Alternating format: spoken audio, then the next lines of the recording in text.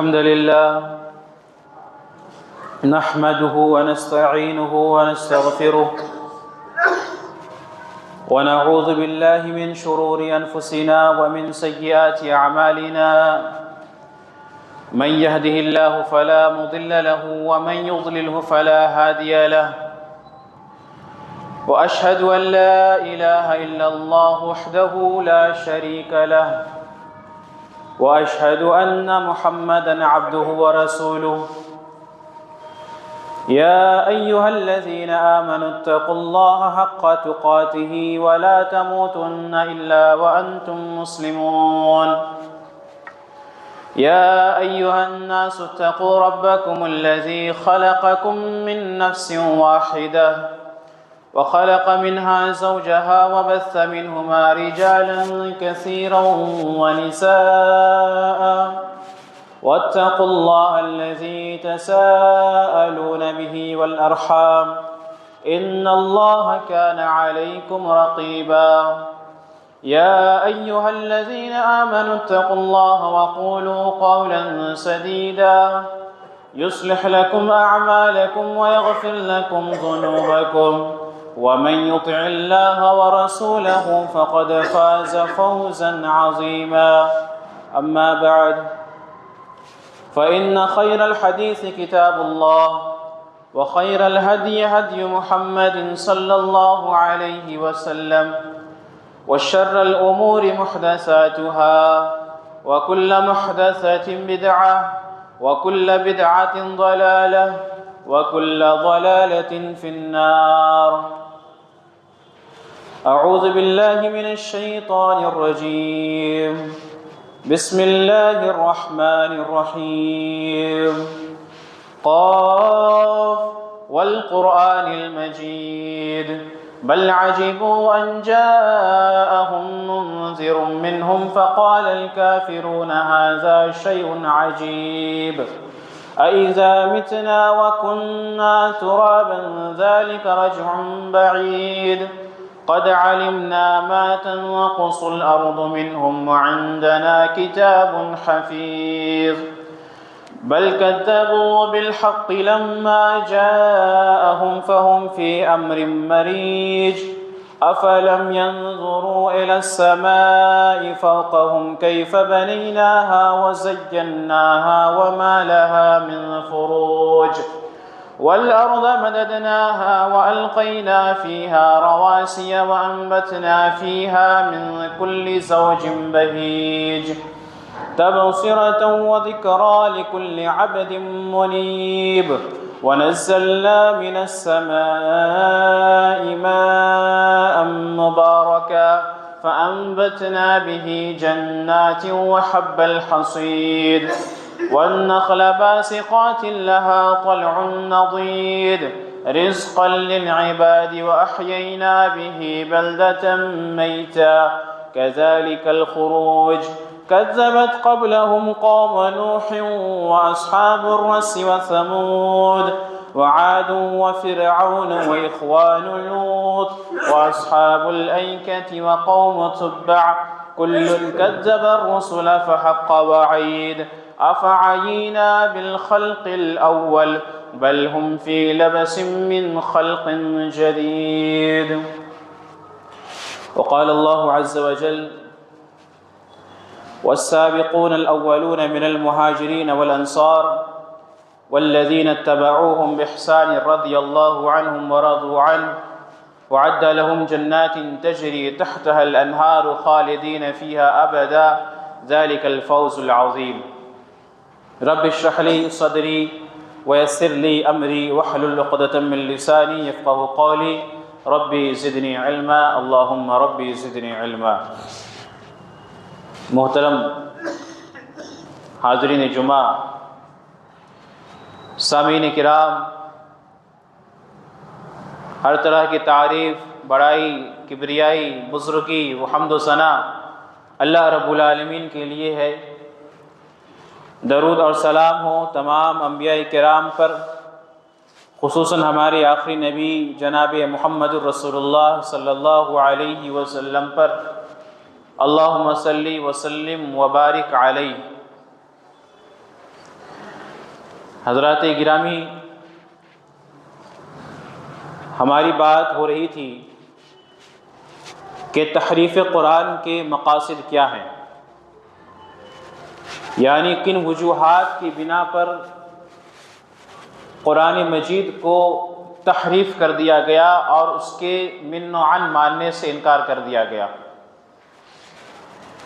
ایک وجہ تو یہ بتایا گیا تھا کہ عقیدہ امامت اور ولایت کا،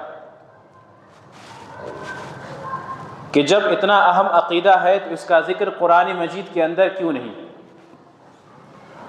جب اس کی اہمیت اور ضرورت نماز اور روزوں کی طرح ہے تو اللہ تبارک و تعالیٰ نے نماز روزوں کا ذکر کیا ہے، اس سے کمتر درجے کی عبادتوں کا ذکر کیا ہے، تو اللہ تبارک و تعالیٰ نے اتنی اہم عبادت اور عقیدے کو کیسے چھوڑ دیا؟ تو یہ ایک سبب تھی جس کے بارے میں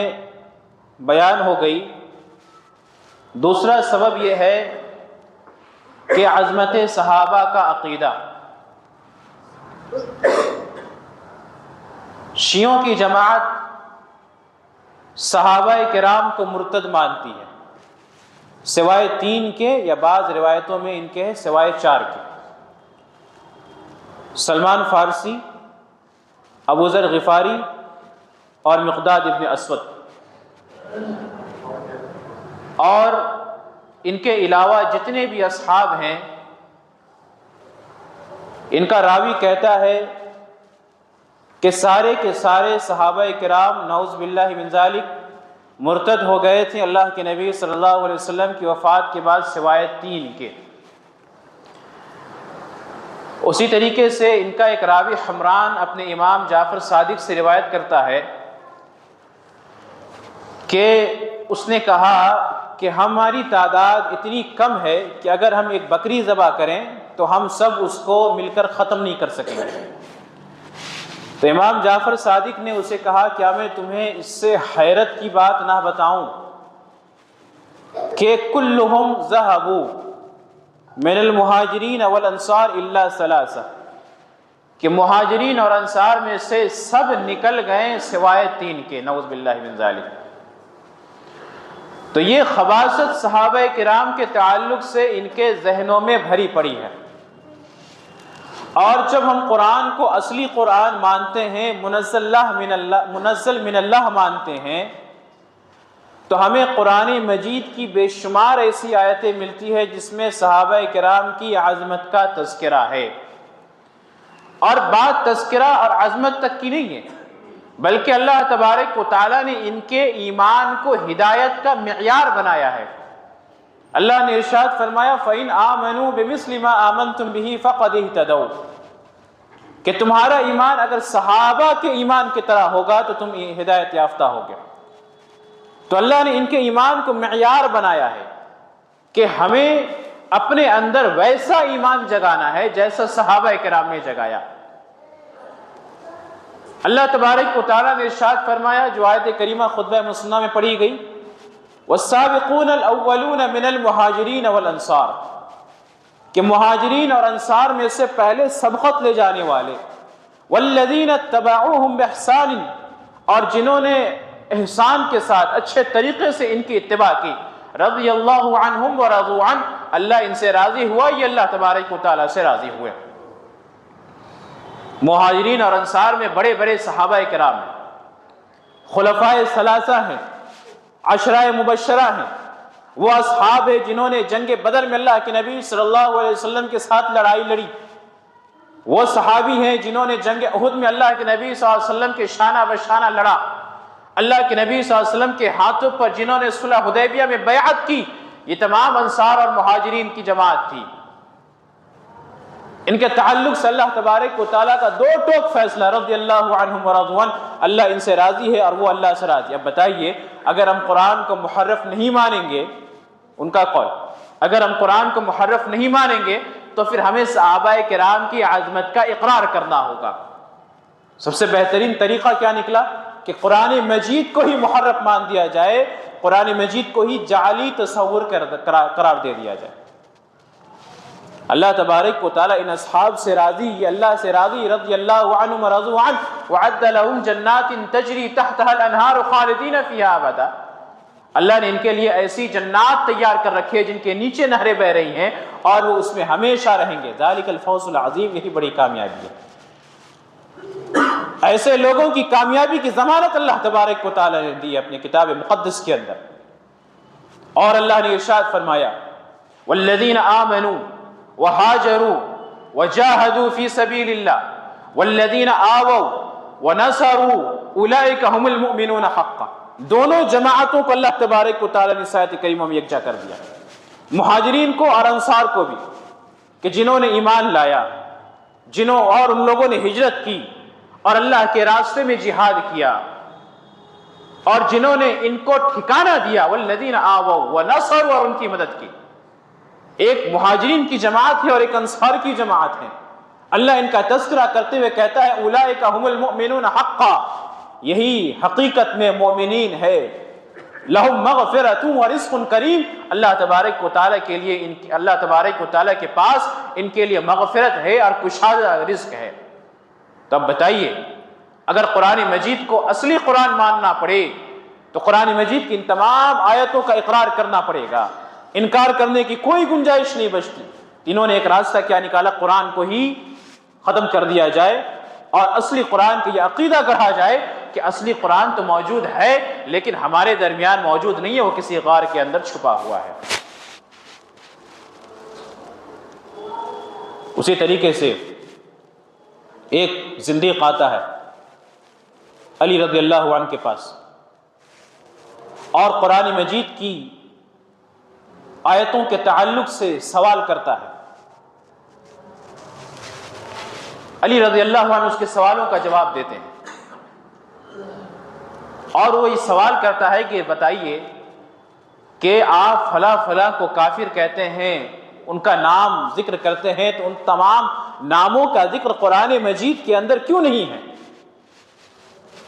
یہ ملا باقر مجلسی اپنی کتاب کے اندر اس روایت کو نقل کرتا ہے۔ تو علی رضی اللہ عنہ کہتے ہیں کہ ان تمام ناموں کا ذکر تھا ہماری کتابوں کے اندر، قرآن مجید کے اندر، لیکن منافقوں نے ان تمام ناموں کو نکال دیا۔ تو اس طریقے سے انہوں نے ایک طرف تحریف قرآن کا عقیدہ اختیار کیا اور دوسری طرف تبدیل قرآن جیسی سنگین جرم کا انہوں نے ارتکاب کیا کہ قرآن کی آیتوں کو بدل ڈالا، اور یہ عقیدہ رکھا کہ اس کے اندر کچھ چیزیں تھیں اضافی، کچھ چیزیں تھیں جو صحابہ کرام نے بقول ان کے منافقوں نے اپنے مفاد کے غرض سے، اپنے فائدے کی غرض سے انہیں قرآن سے حذف کر دیا۔ ورنہ کہتے ہیں کہ اللہ تبارک و تعالیٰ نے جو ارشاد فرمایا فَإِنْ خِفْتُمْ أَلَّا تُقْسِطُوا فِي الْيَتَامَى فَانكِحُوا مَا طَابَ لَكُم مِّنَ النِّسَاءِ، یہ سورہ نساء کی آیت ہے کہ اگر تمہیں ڈر ہو کہ تم یتیموں سے شادی کر کے ان کا حق ادا نہ کر سکو گے تو تم آزاد عورتوں سے شادی کرو۔ فَانكِحُوا مَا طَابَ لَكُم مِّنَ النِّسَاءِ۔ اب کہتے ہیں کہ ذرا بتاؤ یہاں یتیموں کی کفالت اور نکاح کے درمیان کیا ربط پیدا ہوتا ہے؟ اپنی عقلی گھوڑے دوڑاتے ہیں۔ اور پھر مزید کہتے ہیں کہ یہ فَانكِحُوا، یہ یتامہ اور فَانكِحُوا کے درمیان، یتامہ اور فَانكِحُوا کے درمیان 1/3 قرآن تھا جسے منافقوں نے حذف کر ڈالا، نعوذ باللہ من ذالک۔ اور مزید کہتے ہیں کہ اگر سب کا بیان کیا جائے تو باتیں اور زیادہ طویل ہو جائیں گی۔ تو یہ تحریف قرآن کا ان کا ایک مقصد یہ بھی ہے کہ صحابہ کرام کی عظمت کا اقرار نہ کرنا پڑے، ورنہ وہ صحابہ کرام جس کے تعلق سے اللہ تبارک و تعالیٰ نے جا بجا قرآن مجید کے اندر بشارتیں سنائی ہیں، لقد رضی اللہ عن المؤمنین اذ یبایعونک تحت الشجرہ فعلم ما فی قلوبہم فانزل السکینۃ علیہم، اللہ ان صحابہ سے راضی ہو گیا جنہوں نے درخت کے نیچے آپ کے ہاتھوں پر بیعت کی۔ محمد الرسول اللہ والذین معه اشداء علی الکفار رحماء بینہم، محمد صلی اللہ علیہ وسلم اللہ کے رسول ہیں، ان کے ساتھ جو ہیں وہ کافروں پر سخت ہیں اور اپنے درمیان رحم دل ہیں۔ یہ اللہ کے نبی صلی اللہ علیہ وسلم کے اصحاب کی فضیلت بیان کی جا رہی ہے۔ بے شمار ایسی آیتیں ہیں جس میں اللہ تبارک و تعالیٰ نے صحابہ کرام کی فضیلت بیان کی ہے، لیکن ان فضیلتوں کا انکار کرنے کا سب سے اچھا راستہ انہیں یہ دکھا کہ قرآن مجید کا ہی انکار کر دیا جائے۔ اب ظاہر سی بات ہے جو شخص قرآن مجید کو نہیں مانے گی، جو قوم قرآن مجید کا انکار کرے، اس کے منزل من اللہ ہونے کا انکار کرے، حالانکہ علماء اہل سنت والجماعت کا یہ عقیدہ ہے کہ یہ قرآن مجید تواتر روایتوں سے ہم تک پہنچی ہے، اس قرآن مجید کے اندر کسی طرح کی کوئی تبدیلی نہیں ہے۔ اب جو اس عظیم کتاب کے ماننے کا انکار کر دے تو اس کے لیے احادیث کو ٹھکرانا عام بات ہوگی۔ تو یہ ان کے مقاصد میں سے یہ اسباب رہا ہے کہ تحریف قرآن کیوں کیا جائے، اور اس کے لیے انہوں نے طرح طرح کی روایتیں گڑھیں، اپنے ائمہ معصومین کی طرف منسوب کر کے، اور یہاں تک کہ بعض راویان حدیث، ان کے راویان حدیث کہتے ہیں کہ تحریف قرآن کے تعلق سے 2000 سے زائد روایتیں موجود ہیں حدیث اور تفسیر اور دیگر کتابوں کے اندر۔ یا اور بعض کہتے ہیں کہ ان کی تحریف قرآن کے تعلق سے اتنی روایتیں موجود ہیں کہ وہ حد تواتر تک پہنچ جاتی ہیں۔ علم حدیث میں تواتر اس سند کو کہتے ہیں کہ جس کو روایت کرنے والے راوی اتنے کثرت سے ہو کہ ان کا جھوٹ پر اتفاق کرنا ناممکن ہو،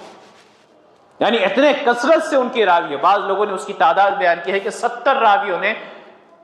کسی حدیث کو روایت کی ہو تو وہ حدیث حد تواتر تک پہنچ جاتی ہے۔ ظاہر سی بات ہے وہ روایت صحیح ہوگی اور قابل اتباع ہوگی۔ تو انہوں نے کہا، ان لوگوں نے، کہ تحریف قرآن کی اتنی زیادہ روایتیں ہیں کہ وہ روایتیں حد تواتر تک پہنچی ہوئی ہیں، اور 2000 سے زائد روایتیں۔ تو یہ ان کے مقاصد ہیں، اسباب ہیں تحریف قرآن کے۔ اسی طریقے سے ایک اور وجہ ہے کہ انہوں نے تحریف قرآن کا عقیدہ کیوں رکھا، ان میں سے ایک یہ بھی ہے کہ تاکہ خلفائے راشدین کی عظمت کا انکار کیا جا سکے۔ کیسے؟ اگر ہم نے قرآن مجید کو من و عن منزل من اللہ مانا تو دنیا والوں کو خلفائے راشدین کی عظمت کا اقرار کرنا پڑے گا کہ انہوں نے وہ کارنامہ انجام دیا جو رہتی دنیا تک باقی رہے گی، کہ قرآن کی آیتوں کو دیگر جگہوں سے یکجا کر دیا اور امت کو ایک قرآن پر اکٹھا کر دیا، اللہ کی کتاب کی حفاظت کے اسباب انہوں نے اختیار کر دیے، تو امت کو ان کے عظمت اور ان کی عزتوں کا احترام کرنا پڑے گا۔ یہ تو ان سے ہونے والا نہیں، خلفائے راشدین کی عظمت ان سے ہونے والی نہیں۔ تو کرنا کیا ہے؟ قرآن مجید کی تحریف کا عقیدہ گڑھ لو تاکہ ان تمام چیزوں سے چھٹکارا حاصل کیا جا سکے۔ علامہ احسان الہی ظہیر کی ایک بڑی مشہور کتاب ہے کہ قرآن مجید کے تعلق سے شیعوں کا موقف، کہتے ہیں کہ تقریباً 4 صدی تک تمام شیعوں کا یہ اتفاق رہا ہے کہ قرآن مجید محرف ہے، بدلی ہوئی ہے، لیکن جب لوگوں کی طرف سے اعتراضات ہونے شروع ہوئے کہ ذرا بتاؤ قرآن مجید بدلی ہوئی ہے، اور ان کو اپنی عقیدے کو پھیلانے میں دشواری پیش آنے لگی کہ ان کا یہ عقیدہ ہے کہ یہ مانتے ہیں کہ قرآن مجید بدلی ہوئی ہے، تو ظاہر سی بات ہے کوئی بھی مسلمان ان کے قریب نہیں جائے گا۔ تو ان میں سے بعض ایسے علماء پیدا ہوئے جنہوں نے تقیہ کرتے ہوئے قرآن مجید کے من و عن ماننے کا اقرار کیا، تقیہ کیا۔ اس کے بھی دلائل ہے آگے میں۔ کہا کہ نہیں، ہمارا یہ عقیدہ ہے کہ قرآن مجید بدلا ہوا نہیں ہے، اور اس میں سر فہرست ابن بابوہ قمی اور التبیان کے مفسر الطوسی اور الطبرسی، اور اسی طریقے سے سید مرتضیٰ جس کا لقب مہدی العلوم تھا، یہ 4 ایسے علماء ہیں شیعوں کے جنہوں نے تعریف قرآن کا انکار کیا، اور یہ اقرار کیا کہ یہ قرآن مجید ویسی ہی حالت میں ہے جیسی حالت میں اللہ تبارک و تعالیٰ نے نازل فرمایا تھا، لیکن انہوں نے تقیہ کیا۔ کس بنا پر تقیہ کیا؟ شیعوں کے اندر ان کے جتنے اقوال اور آراء یا مسائل اخذ کیے جاتے ہیں وہ سارے کے سارے ان کے ائمہ معصومین کی طرف منسوب ہوتے ہیں، اور ان کی اپنی کتابوں میں اس طرح کی بے شمار روایتیں ہیں تحریف قرآن پر جو ائمہ معصومین کی طرف منسوب کیے گئے ہیں۔ اس کا تذکرہ ہم لوگوں نے پچھلے خطبہ جمعہ میں سنا تھا۔ اب اگر کوئی شخص اس بات کا انکار کرے تو گویا کہ وہ شخص شیعیت کی جماعت سے یا بقول ان کے دین اسلام سے خارج ہو گیا۔ تو اب ظاہر سی بات ہے کوئی بھی اقرار نہیں کرے گا کہ قرآن اپنی اصلی حالت میں ہے، تو گویا کہ اس نے تقیہ کیا۔ اسی طریقے سے یہ جو 4 محدثین جو گزرے شیعوں کے اندر، ان کا زمانہ ائمہ معصومین کے بعد کا زمانہ ہے، ائمہ معصومین کا بعد کا زمانہ ہے۔ اچھا، ائمہ معصومین بار بار میں کہتا ہوں یہ ان کے بقول، ہمارے بقول نہیں، ورنہ اہل سنت والجماعت کا یہ عقیدہ ہے کہ انبیاء کے علاوہ معصوم کوئی نہیں ہے۔ صحابہ کرام نے بھی اپنے آپ کو معصوم نہیں مانا کہ وہ ہر خطا سے، ہر غلطی سے، ہر لغزش سے پاک ہیں۔ معصوم کی جماعت صرف اور صرف نبیوں کی جماعت ہے، جن کے اگلے پیچھے تمام گناہوں کو اللہ تبارک و تعالیٰ نے معاف کر دیا ہے۔ ان کے بقول ائمہ معصومین کا زمانہ ان راویوں سے پہلے کا ہے جنہوں نے تحریف قرآن کا انکار کیا، اور ان کا ایک بہت ہی مشہور محدث ہے جنہیں یہ بقول شیخ الاسلام اور خاتم المجتہدین کے لقب سے پکارتے ہیں، محمد ابن یعقوب کلینی، جس کی بڑی مشہور کتاب اصول کافی۔ بقول اس کے کہ یہ جو محدث ہے اس نے ان ائمہ معصومین کا زمانہ پایا اور ان اماموں پر اپنی کتاب کو پیش کیا، اصول کافی کو، اور ان کے اماموں نے اس کتاب پر مہر لگائی کہ اس کی تمام روایتیں صحیح روایتیں۔ تو ایک طرف یہ چار محدثین شیعوں کے جنہوں نے تحریف قرآن کے عقیدے کا انکار کیا، اور ایک طرف اس سے پہلے آنے والے کلینی جنہوں نے ائمہ معصومین کا زمانہ پایا اور جن کی کتاب شیعوں کے یہاں بڑی اہم کتاب مانی جاتی ہے۔ ان کتابوں کے اندر اس طرح کی روایتوں کی بھرمار ہے کہ قرآن مجید کا عقیدہ، تحریف کا عقیدہ رکھنا یہ عین اسلام ہے، تو اب کس کی بات کو مانا جائے؟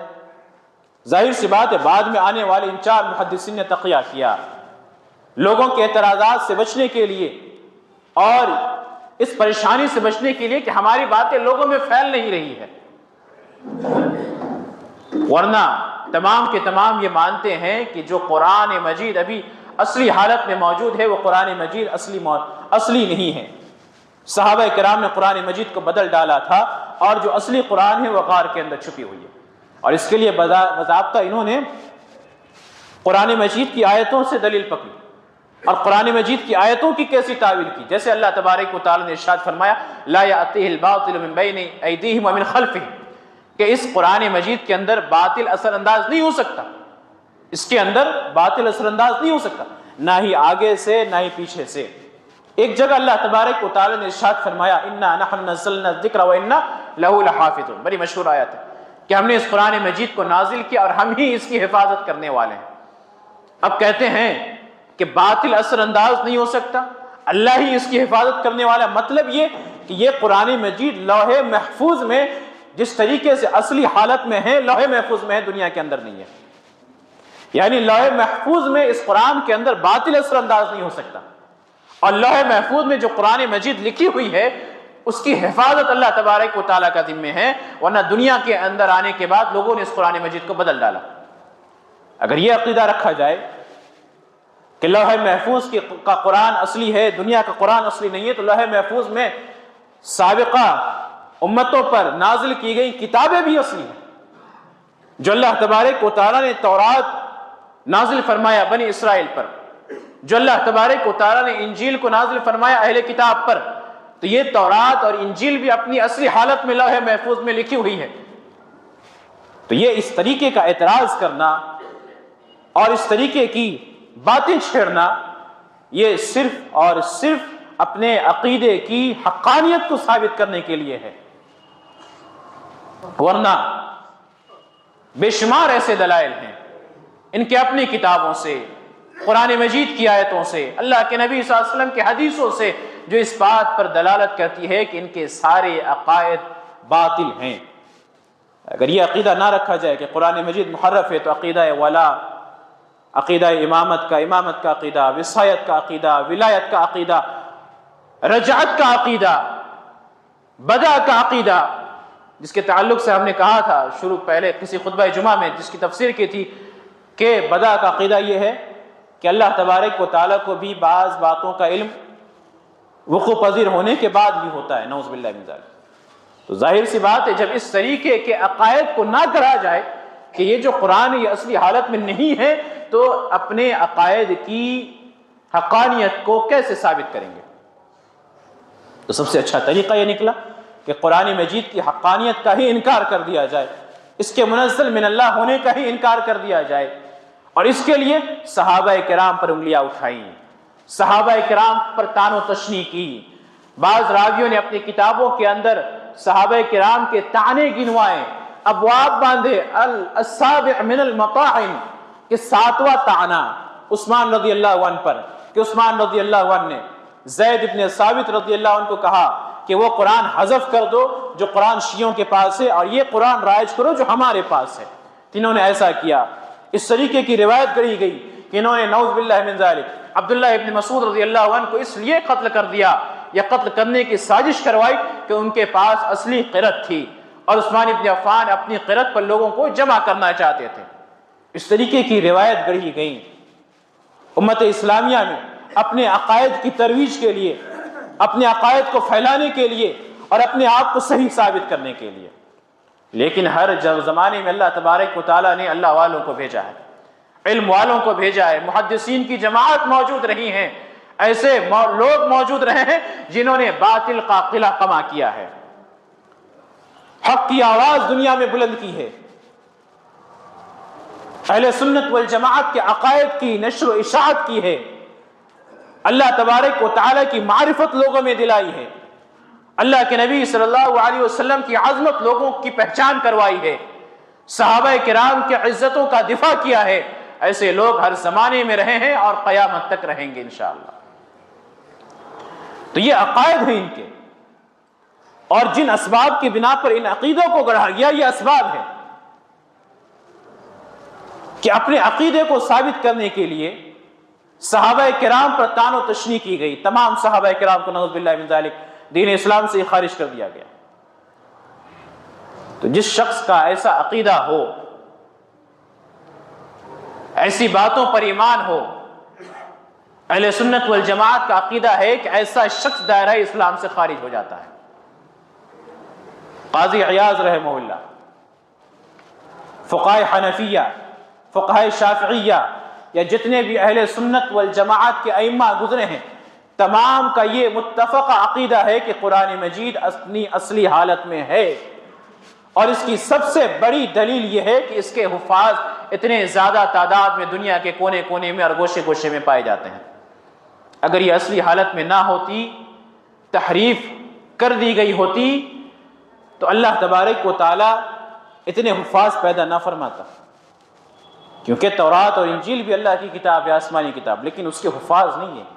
کیوں؟ کیونکہ اللہ تبارک و تعالیٰ نے اس کی حفاظت کی ذمہ داری نہیں لی تھی، لیکن اس قرآن مجید کی حفاظت کی ذمہ داری اللہ تبارک و تعالیٰ نے اٹھائی۔ اس کے حفاظ اس دنیا کے اندر موجود ہیں اور موجود رہیں گے انشاءاللہ۔ تو یہ ہمارا عقیدہ ہے کہ قرآن اصلی حالت میں موجود ہے۔ کہتے ہیں کہ ان